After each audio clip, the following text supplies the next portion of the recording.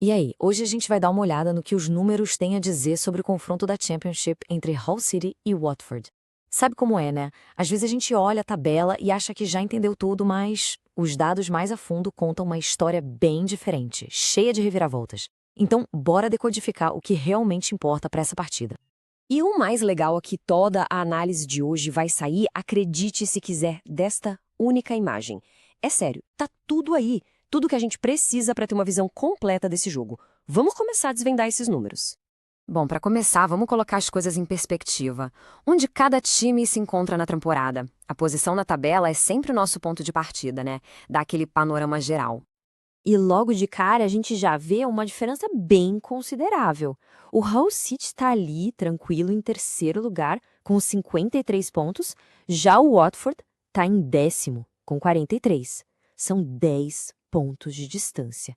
Isso, no papel, já coloca o Hull como o time mais forte, pelo menos olhando a campanha até agora.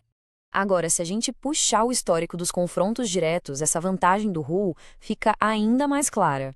Eles levaram a melhor em 56% das vezes contra 39% do Watford. Então, historicamente falando, a balança pesa para o lado do time da casa. Mas a gente sabe, futebol é momento. O passado importa, claro, mas é a fase recente que muitas vezes dá o tom do jogo. Então, como é que essas equipes chegam para essa partida? E aqui a coisa fica bem contrastante, para dizer o mínimo.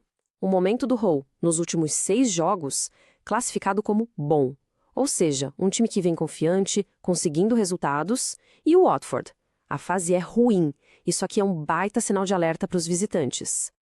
O curioso é que, se a gente fizer um recorte e olhar só o desempenho do Hull em casa e o do Watford fora, a situação fica mais equilibrada. Ambos são classificados como regular. Isso mostra que, apesar da fase ruim no geral, o Watford não tem sido um desastre total quando joga fora de seus domínios.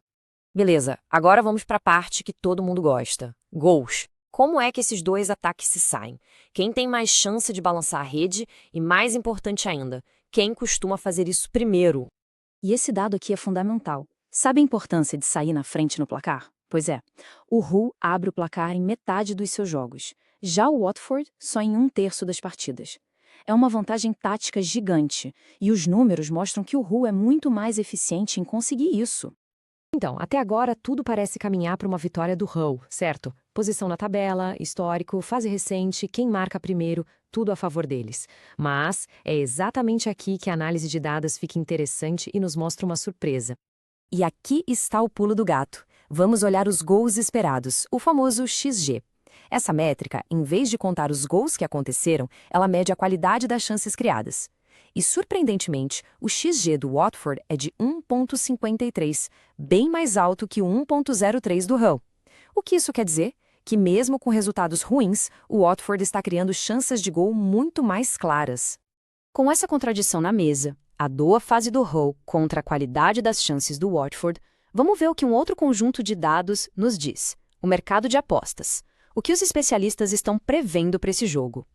E olha que impressionante. Apesar de tudo que a gente viu, posição na tabela, fase ruim, o mercado de apostas considera o Watford o favorito.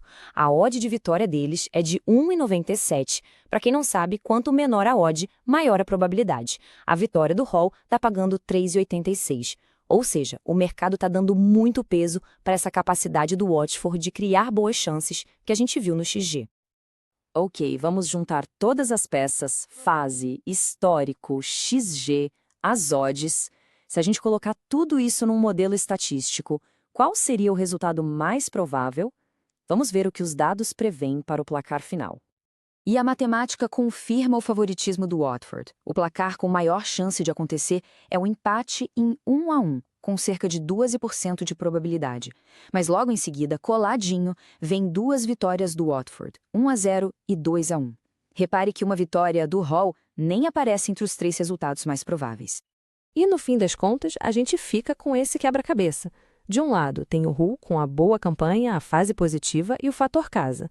Do outro lado, o Watford, com a confiança do mercado e uma capacidade comprovada de criar chances de gol de alta qualidade, mesmo perdendo jogos. A pergunta que os dados deixam no ar é: o que vai prevalecer no dia do jogo? A consistência do Hull ou o potencial ofensivo do Watford? Essa é a beleza do futebol e dos números.